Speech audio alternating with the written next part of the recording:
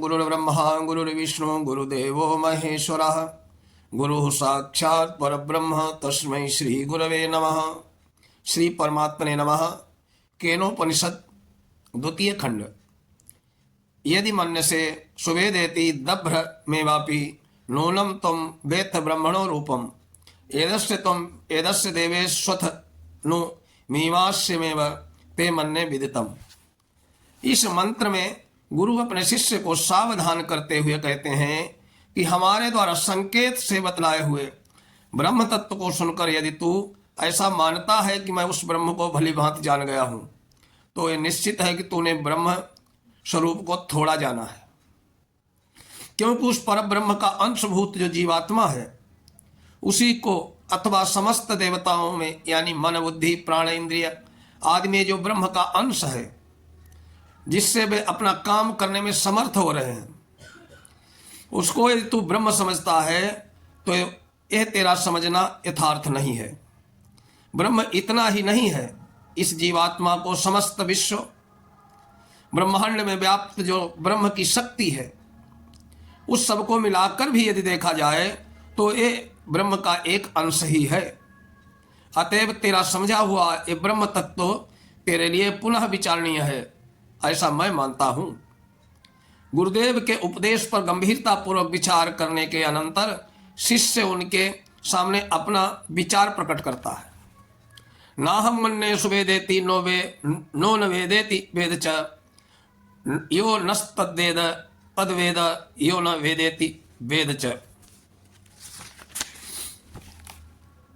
इस मंत्र में शिष्य ने अपने गुरुदेव के प्रति संकेत में अपना अनुभव इस प्रकार प्रकट किया है।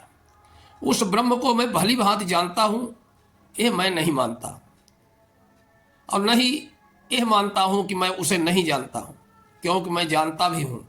मेरा ये जानना वैसा नहीं है जैसा कि किसी ज्ञाता का किसी ज्ञेय वस्तु को जानना है। इससे सर्वथा विलक्षण और अलौकिक है। इसलिए मैं जो ये कह रहा हूं कि मैं उसे नहीं जानता, ऐसा भी नहीं, और जानता हूं ऐसा भी नहीं, तो भी मैं उसे जानता हूं। मेरे इस कथन के रहस्य को हम शिष्यों में से ठीक वही समझ सकता है जो उस ब्रह्म को जानता है। अब श्रुति स्वयं उपर्युक्त गुरु शिष्य संवाद का निष्कर्ष कहती है, यस्या मतम तस्य मतम मतम यस्य न वेदसः अविज्ञातम विजानताम विज्ञात म विजानताम।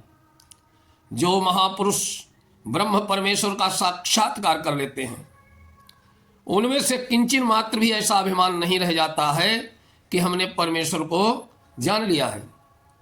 वे परमात्मा के अनंत असीम महिमा महार्णव में निमग्न हुए यही समझते हैं कि परमात्मा स्वयं ही अपने को जानते हैं, दूसरा कोई भी ऐसा नहीं है जो उसे पार पा सके।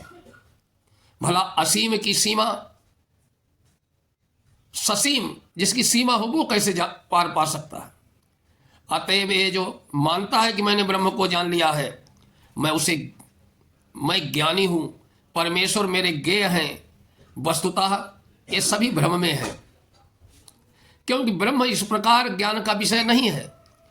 जितने भी ज्ञान के साधन हैं उनमें से एक भी ऐसा नहीं है जो ब्रह्म तक पहुंच सके।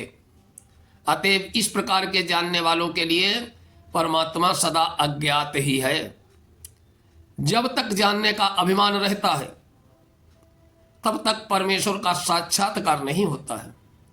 परमेश्वर का साक्षात्कार उन्हीं भाग्यवान महापुरुषों को होता है जिनमें जानने का अभिमान किंचित मात्र भी नहीं रह गया है।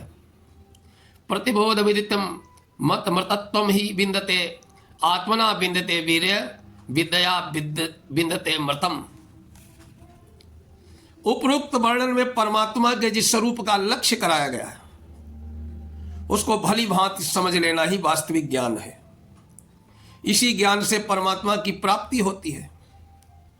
परमात्मा का ज्ञान कराने की ये जो ज्ञान रूपी शक्ति है ये मनुष्य को अंतर्यात्मी परमात्मा से ही मिलाती है। मंत्र में विद्या से अमृत रूप पर ब्रह्म की प्राप्ति होती है। यह इसलिए कहा गया है इससे मनुष्य में पर ब्रह्म पुरुषोत्तम के यथार्थ स्वरूप के जानने के लिए रुचि और उत्साह की वृद्धि हो। अब उस ब्रह्मवेद तत्व को इसी जन्म में जान लेना अत्यंत आवश्यक है, यह बतलाकर इस प्रकरण का उपसंहार किया गया है। यह चेद वेदीदथ सत्यमस्ति न चेदिहा वेदीन महती विनष्टि भूतेषु भूतेषु विचिन्त्य धीराः प्रेतास्मान लोकादमृताः भवन्ति। मानव जन्म अत्यंत दुर्लभ है। इसे पाकर जो मनुष्य परमात्मा की प्राप्ति के साधन में तत्परता के साथ नहीं लग जाता है, वो बड़ी भूल करता है।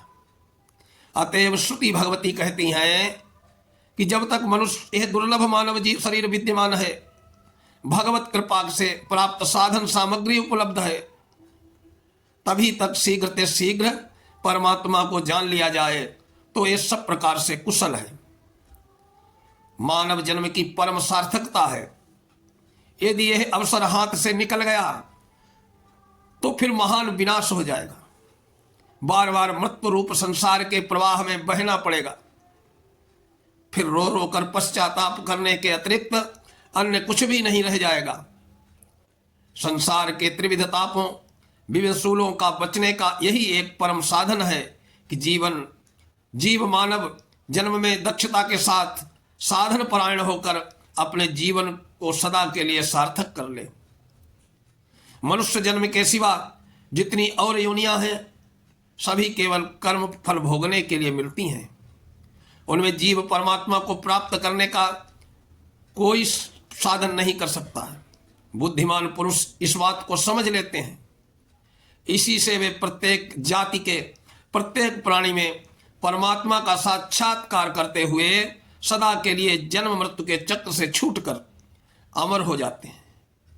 इस प्रकार श्री केनोपनिषद का ये द्वितीय खंड आज संपूर्ण हुआ।